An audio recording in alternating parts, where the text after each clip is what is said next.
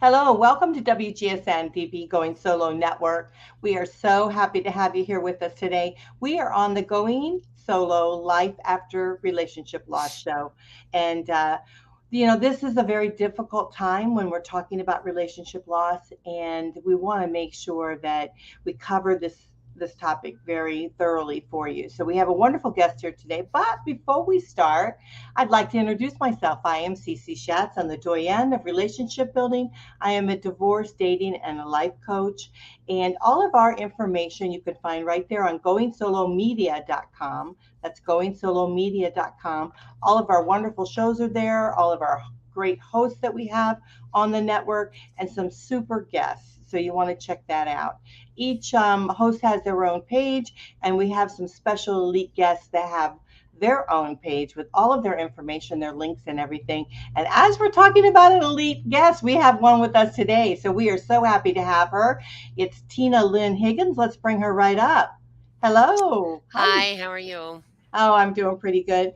Tina, you're a divorce specialist, and you started your journey in divorce while working in law enforcement and teaching self defense at the local battered women's shelter.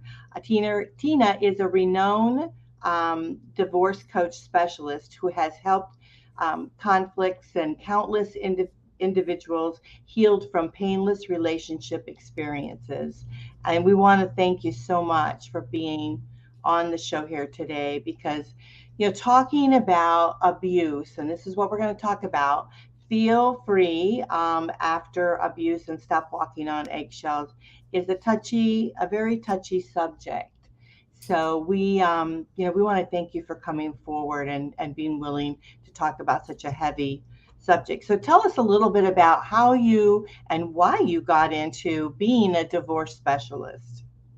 Well, I got into the divorce. Obviously, I had started this process in dealing with divorced people back when I was working in law enforcement, and then I, of course, taught the battered women shelter self defense. And what happened through my life through abuse is not just something that happens to women. My dad went through it and was almost murdered by his second wife. She shot at him several times. I didn't get to see the bullet holes, my brother did, but I was the one who picked him up from the hospital the last time when she run over him with a pickup truck.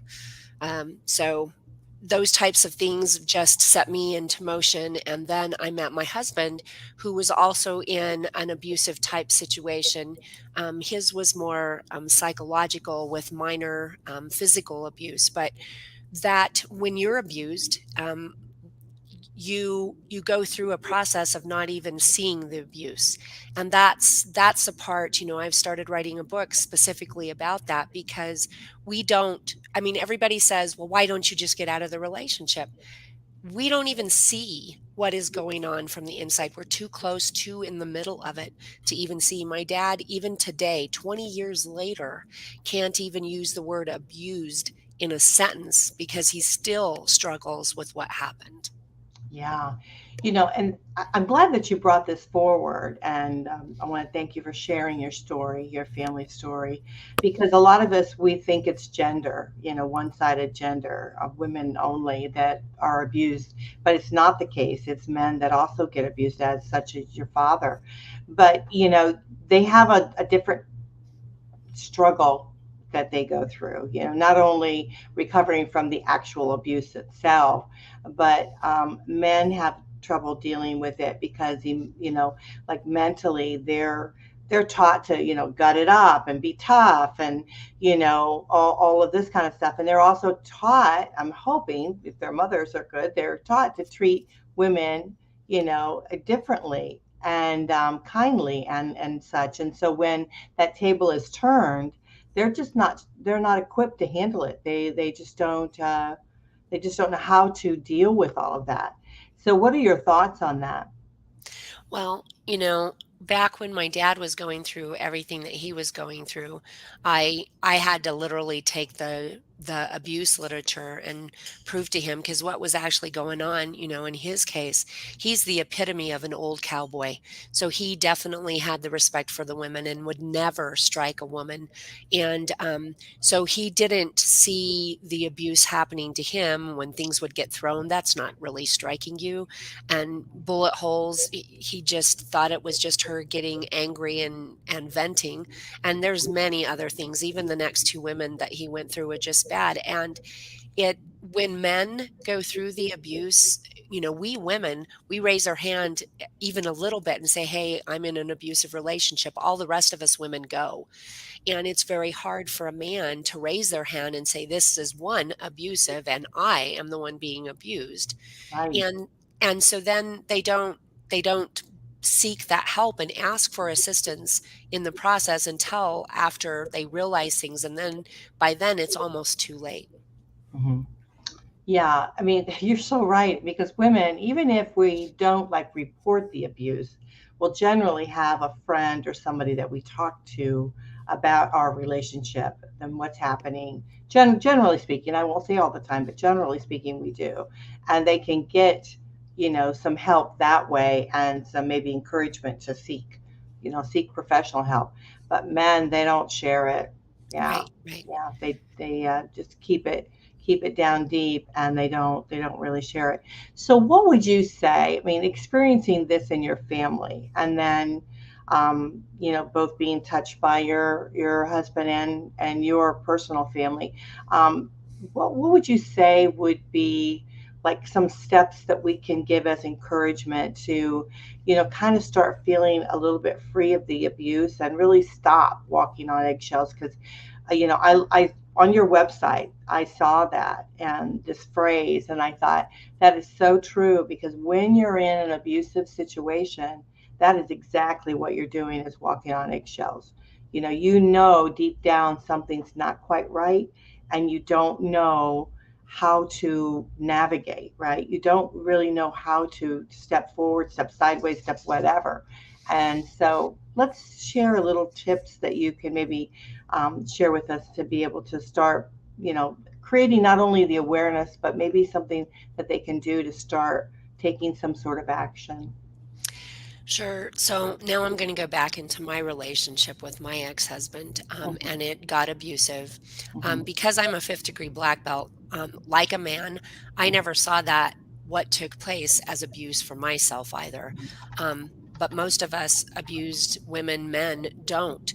We're taught, just like you said, we're taught to be this stronger person, or us women just to be submissive to the man. And at my age and our age, we were taught by our grandparents that women just are submissive people, so we don't reach out. And so the one thing I would say that needs to happen for all of us is we need to start talking to people, because that is the one thing I didn't. And I struggled for 15 years after my divorce because my family did not see my husband as abusive, because I talked him up as opposed to down. And mhm, I just never shared anything with anybody because I just didn't, one, see it. And so talking about the things is the first thing that you need to do. Talk about it to your family, to the people. Just start the little conversations, because you start telling the big stuff, and a lot of times they pull away because they're shocked and they don't know what to do for you. So starting to talk about it to your close people that are close knit, and then just continue that mhm. talking so that you can move out of the relationship as you move forward. Yeah, I agree with that. And I'm going to put up, just so people have it here, the hotline. This is the hotline for the National Domestic Violence Hotline and support. If you feel like you're going through something, let me tell you, you are going through it. The biggest gift we have is our instincts. And so when a lot of times you don't understand what's happening to you, and you think, well, maybe tomorrow will be better. That's one thing I used to always say. Well, tomorrow will be a better day. Tomorrow will be different. Or if I do this, Right. if I just do this, then it will be all right. And so if you're saying those kind of things in your head, you need to be calling the hotline and talking to somebody about it. Go to a safe place and just share what's going on with you, and then they can give you some sort of assistance. So it's 1-800-799-SAFE, which is 7233. 1-800-799-7233. Write this down, this number. Put it in your purse, put it in some place, put it around in a couple different places in your home, maybe just in case you might need it. But definitely have it someplace so that you can, when you're in a safe place, that you can share it. Often we go through abuse and it's not violent, right? So let's Hmm. talk a little bit about that, because a lot of people don't realize the different types of abuse you can go through. So can you share, Tina, with us a little bit about that? Sure. I mean, those of us that have been in a physical abusive relationship, and I ended up with a broken hand and separated ribs and dislocated leg. Um, and that to me, especially coming from my martial arts background, when I would fight, I'd end up with broken ribs and broken noses type of thing. And so that part was no big deal for me. It was the yelling and the screaming and the psychological stuff. At one point, he had me believing that we had a poltergeist in the house from all of the just, you know, I didn't see that moving. I didn't move that. And so after a while, you get to thinking that you're going crazy. And I really did. I ended up calling my mom at that part, and my mom didn't believe in poltergeists or ghosts or anything. And so she even fell into that. So he was gaslighting me, gaslighting our children, and then of course outside of our family. Then you deal with financial abuse, and a lot of men that are in an abusive relationship, that's where the most of their abuse is financial. They just spend everything or destroy things. My husband's ex actually destroyed property and wouldn't rent and kicked renters out. And so the income stream that they would have had to help them through stuff, she didn't care. If she couldn't have it all, she wasn't going to let anybody have any of it. And so you see that. You see biblical or spiritual abuse where they use phrases and stuff and say that you have to do this. There's times where one spouse will force the other one in front of, say, their children or other people to admit to things that they never did, never would do. You have, even though you're in a marriage, this happens a lot to women, you can still be raped by the husband, and we don't think that because we're married, that it's just part of what we have to do. But again, no means no, and when you're not wanting to move into that direction and they force you, that's rape, even though you're married to them.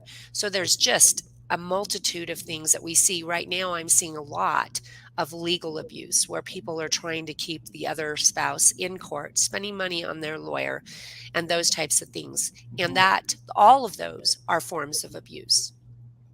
Yeah, I've seen that a lot too with regards to, they control one party will control the money, right? And then they just browbeat. I call it browbeating in the courtroom, right? They just keep Mhm. bringing more stuff. They keep filing more papers, hitting you on times when it's, maybe a holiday or your birthday or something like that. They'll make sure you're served on those days. They do all these kind of things because it's a mental game, right? And Yep. they want you to just give up, and I've had a couple people that I know that have felt that and wanted to just do that because it just became they became overwhelmed with it, and it's a shame that that happens. But we can probably go on about all the different things, but I just want people to know that, again, if you feel like something's not right in your relationship, then go talk to somebody about it. Go talk to them and say, listen, this is what I'm experiencing. What do you think? Do you think that maybe going to a therapist or something like that would help, or is it something more? you know and I think it's really tough. So what steps can they take to start being safe? Because since you've helped those with in domestic violence, the local battered women shelter, could you give us any suggestions there on what they could start doing, start planning for? Yes, they have to reach out for help, and a divorce coach is a great place to start. It's an affordable place to get started, and usually all divorce coaches have a bunch of lawyers that we know that we can get you in touch with when it's time. But I tell them when I get with them early on, don't tell your spouse what your plan is, because the most dangerous time in any relationship is the moment that you go to leave it. Even if that's just verbal, telling them that you're wanting a divorce, things can go sideways. That's when I got hurt, is when I tried to leave. That's where the broken hand and dislocated leg and stuff came from. So I tell them not to let their spouse know, to start doing the research, getting the help on the outside, and then we create an exit plan for them. I usually have them start pulling small things out of the home, the important things that they're going to need. I tell them never leave any important information like in a computer, because they'll break the computer or they'll use it against you.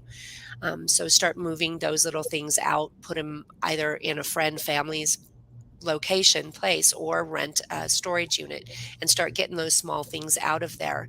And then on a day that you know that that spouse is going to be gone for an extended period of time, that's when you've already contacted a team of people to help you move the important items out of that house. That because once you leave that home, you're not probably going to get back. And I tell them, the things that you take that may belong to them, you can return those things, but Mhm. once you leave, you can't go back in and get those things. So those are the types of things that I tell them to do. And I say that it's a slow moving process, literally, Mhm. because you have to keep safe and don't rock the boat. Don't engage in the fights. Become a gray rock. Just kind of be still and don't say things. That was the one thing that I couldn't do when I was in my relationship, and I Mhm. was always sober when he'd come home intoxicated. Right, right. There's smaller things too that you can do if, I agree with what you're saying is that you need to start getting moving some things out. The most important is start getting your documentation together. You can Mhm. print off some things and then take them over to your friend's house, your parents' house, or whoever, wherever your safe place is, right? You can do Yeah. that. I've had a lot of friends that have actually kept stuff in their trunks of their car, Mhm. underneath the where the take out the tire and they put stuff in where the tire is and things like that. But I mean, you could do things like that. But there's also some other things with, like making sure because if you have to go in a hurry, right? Let's say you're planning this and you're having to go all of a sudden go in a hurry. Start, putting together like a small little suitcase with some clothes or a bag. It doesn't even have to be. It can be a, grocery store bag. You just start putting a few items, not anything that's going to be missed, but just a few Mhm. items that you can move out. The other thing I suggested to anyone, even if they're getting a divorce, is if you feel like this is going to start coming for you, start getting like gift certificates at the grocery store, or do Walmart, because then you can buy Yep. anything. But start buying yourself some gift certificates and just keep accumulating those gift certificates, because what happens a lot when this goes down, your finances go down, right? Your Mhm. They money take goes your down. money away. Yeah, they take your money away. So if you have the gift certificates for being able to, then you can at least buy groceries, that kind of thing. If you can start putting away a little bit of cash, then start doing that. Put in an envelope, put it away, hide it somewhere, do some things like that. But just really start working on getting yourself together. And the the best thing of that, believe it or not, is that when you start doing these small things, you start taking control back of your life and you start Mhm. feeling a little bit empowered, you know. And Yes. that's really truly what it's all about here on our show, is that we want to help you feel empowered in your life. And so by doing just the smallest minute little thing, it allows you to start taking that feeling of being empowered back. So These are some wonderful tips. I want to thank Tina so much for being with us here today and sharing some of this. We're going to talk a little bit more when we come back from our break, but I want to make sure you guys all know how to get a hold of her. Of course, her name is Tina Lynn Huggins, and she is a divorce specialist. Make sure that you reach out to her if you do have any problems at all. She can help direct you, guide you, and maybe even help you in a program that she might have. So her email is Coach Tina Lynn at gmail.com. That's Coach COACH, Tina, TINA, Lynn, LYNN at gmail.com. And or go into her website, check her out, divorcecoachspecialist.com, divorcecoachspecialist.com. You can send her a message there and she can contact you. But of course, always be safe. Please always be safe. And if you need to reach out to the National Domestic Violence Hotline, it's 1-800-799-7233. 1-800-799-7233. We hope that you'll be safe and you'll come right back. We'll be right back after this commercial.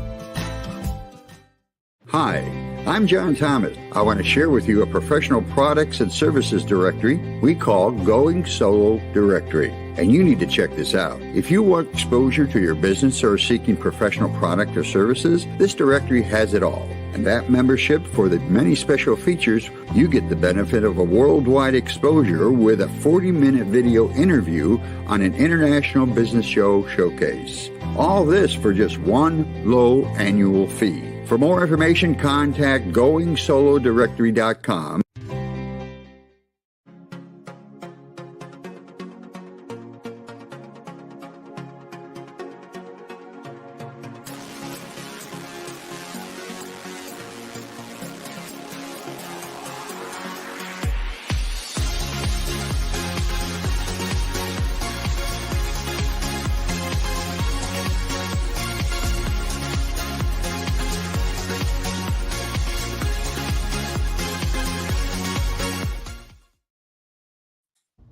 Hello, welcome back to I'm sorry, I put up the wrong one. We're always doing great. Going Solo, Life After Relationship Loss on WGSN-DB, Going Solo Network. We are the #1 singles talk network, and we want to thank you so much for doing that. Those of you that don't know me, I am the doyenne of relationship building. I'm a divorce, dating, and a life coach connecting singles through our Going Solo network. And you want to reach me, I love to hear from you. My email is goingsolonetwork@gmail.com.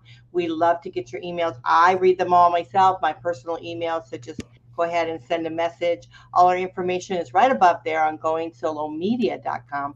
Check it out. So today we are talking with our elite guest, which is Tina Lynn Huggins, and she is a your divorce specialist. We want to make sure you guys know that. And we're talking about a very difficult subject. We're talking about feel free after abuse and stop walking on eggshells. It's very, very difficult when we're talking about abuse. And as we talked about in the first part of the show, Tina, you mentioned abuse comes in any gender, and it comes with many different facets of abuse. It doesn't have to be violent, doesn't have to be, someone hitting. It can be emotional, it can be financial, it can be, like you said, religious based. I didn't even think about that. I mean, it could be anything to where I guess you start feeling uncomfortable in your situation, right? So Hmm. let's talk a little bit more about that. Let's talk a little bit more about some of the others, because I think that's where, I mean, everybody knows that, okay, when you have an argument, somebody hits you, that's abuse. I mean, we get that. We all understand that. When you're forced to do something that you don't want to do, that's abuse. We understand that. But what are those other things that we don't think about it as being abuse? It happens to us and we have no idea, you know. So let's talk a little bit about that.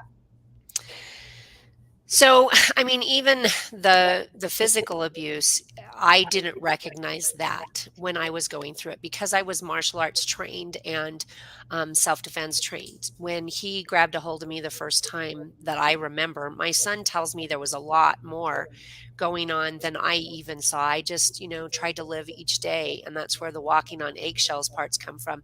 Is I was always it was a great day during the day because my husband was gone at work and I did what I did, and then I would be wherever, like the last time I was folding clothes next to the back door when he came through, and that was it. I was folding clothes and he just lit me up. And so I went to leave. That's the only time I saw what I experienced as physical abuse. Mhm. He grabbed me and threw me across the yard, dislocating my leg at that time. But the times before I had broke my hand, he grabbed it and I was able to release it. Then I hit a door jamb in the process of getting out. And it took me a lot of time working with a therapist to actually be able to say that was abuse. And now it's 20 years later, and I'm just getting to that point of saying he was abusive because when we're in the middle of it, we just don't see it. Yeah, they're screaming and yelling, and I can tell you, I had gone to a therapist in the middle of that trying to work on me because I thought I was the problem. Mhm. And we often think that we're the problem. And the therapist had me write as mean of things as I possibly could about him or to him. But of course, these were just going to be things that I was going to share with her.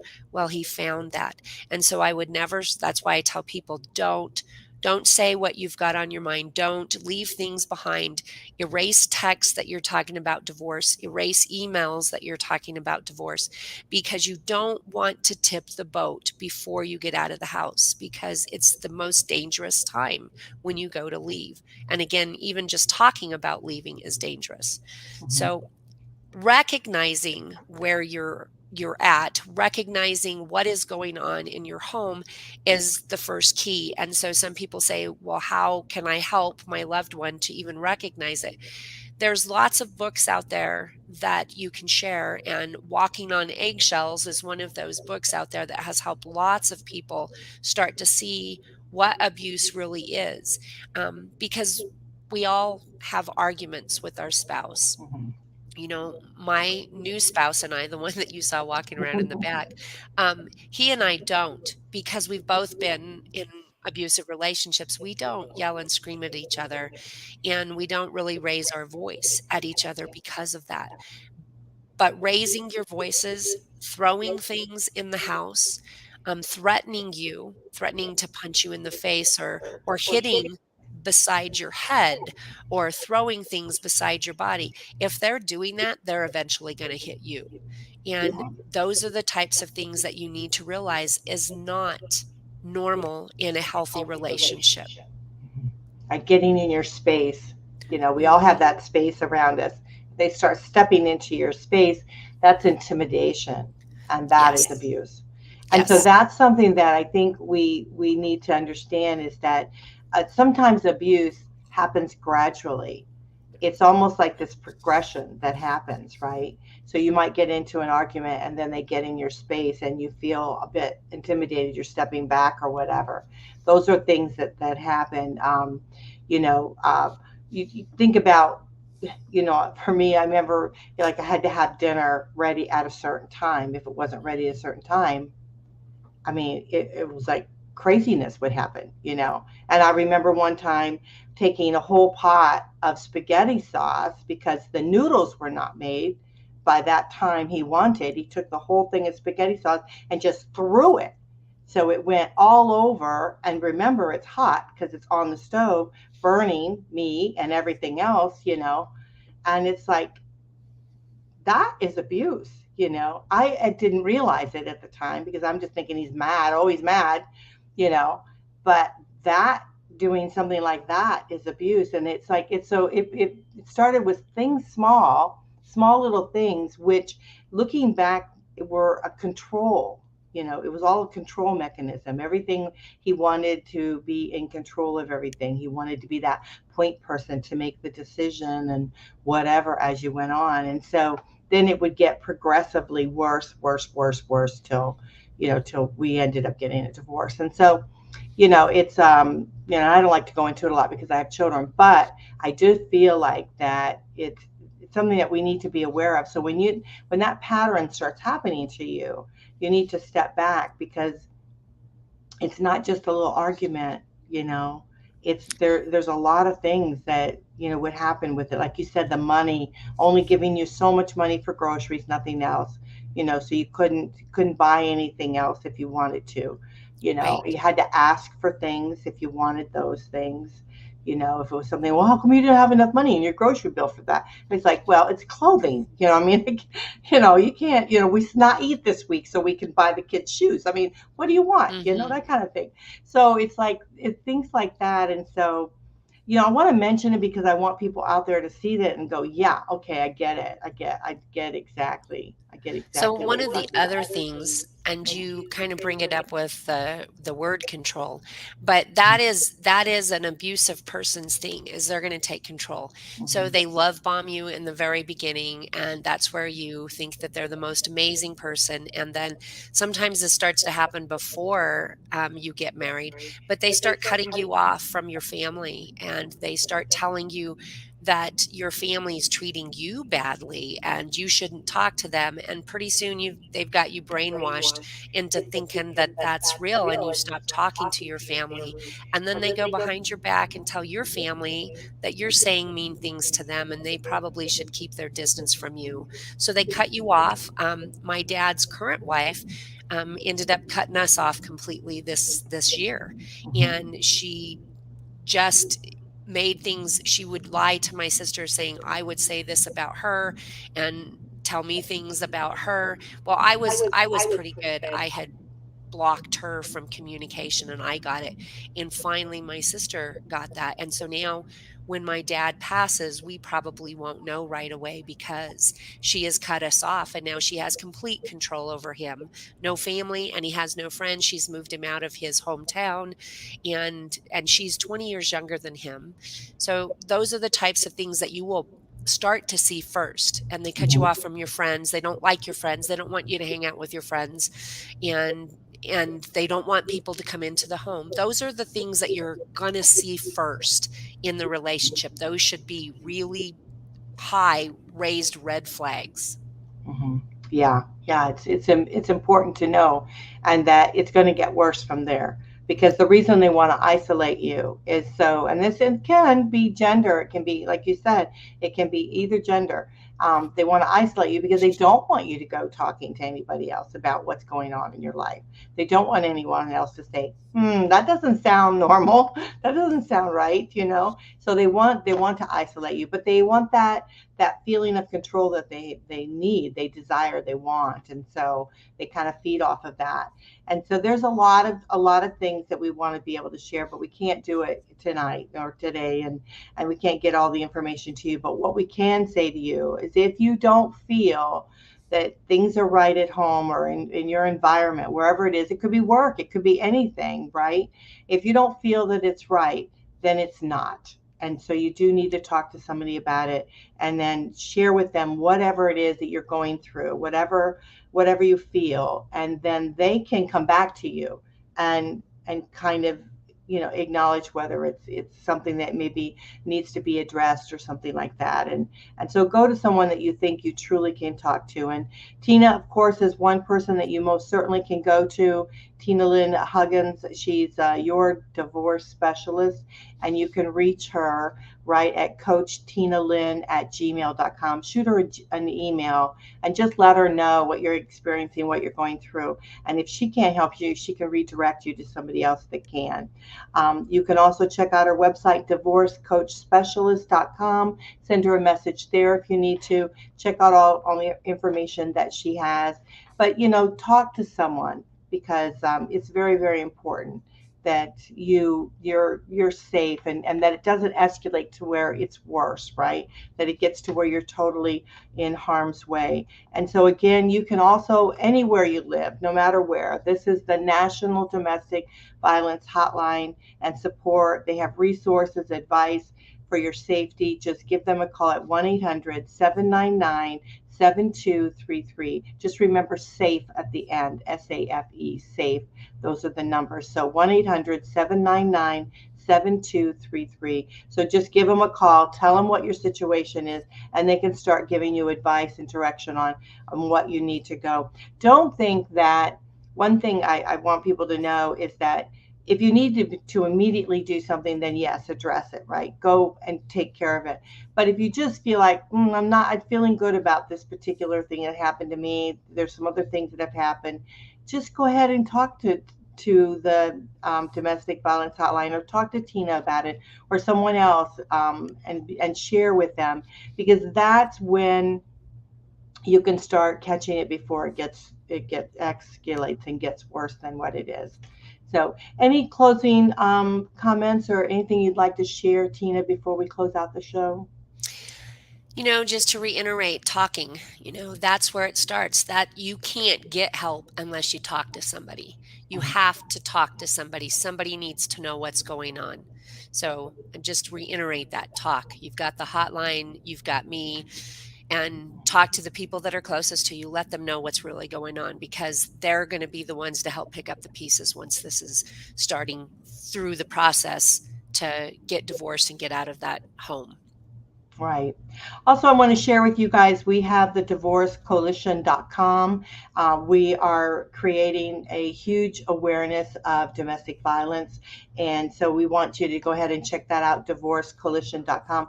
Through the month of October, which is the National Domestic Violence Awareness Month, we are doing over and beyond trying to get out information. Tina is part of that, so we want to thank Tina for that. But we're going to be showing shows on Saturdays during the month of October, one right after another, with regards to abuse of some sort, whether it's violent or financial or whatever it might be, and to what degree, because there's abuse that happens to what degree. It could be just the beginning of something. It could be escalating to where it gets really crazy. So check out the divorcecoalition.com, and we're setting it up. So there's going to be a lot. Keep checking it, because they're adding to it each day. They're adding in podcasts there, so you can go right on there and listen to various podcasts. We're going to be doing the shows on our network, but they're also going to be played on there in a podcast format. So make sure you check that out, and put that in your Rolodex or in your mind Rolodex, that you can go and check out all those good shows. But it's going to be talking about domestic violence or domestic abuse. So we want to do that. We want to thank Tina so much for helping us here today. Tina Lynn Huggins. This is a hard subject to talk about, and so we want to thank you for allowing us in your environment and helping us to be able to understand it a little more. If you guys are going through a divorce, and even if it's not abusive and you're going through divorce, you need some help along the way, she is your divorce specialist, so contact her. Her email again, it's Coach Tina Lynn, Lynn, Coach Tina Lynn @gmail.com, and her website is divorcecoachspecialist.com. We want to thank you so much for that. We truly appreciate it. All right, we do have I know we do have a listener here with us in the studio, so we want to thank her for joining us. I'm not quite sure how she got it, but we've got your email, and we'll definitely reach out to you after the show. I'll make sure Tina has it. So thank you so much. We appreciate it, and we hope that you'll get back with us. So again, We want you to feel free after abuse and stop walking on eggshells. So we want to thank again our elite guest. All of our information is right there on the goingsolomedia.com, goingsolomedia.com. She's got a special page with all her links and everything there. If you forget them after the show, just make sure you go there and they're all there for you. So thank you so much, Tina. We appreciate you. Thank you, Cece, and sending blessings to everybody and stay safe. All right, then. Take care. All right. Bye-bye, everyone.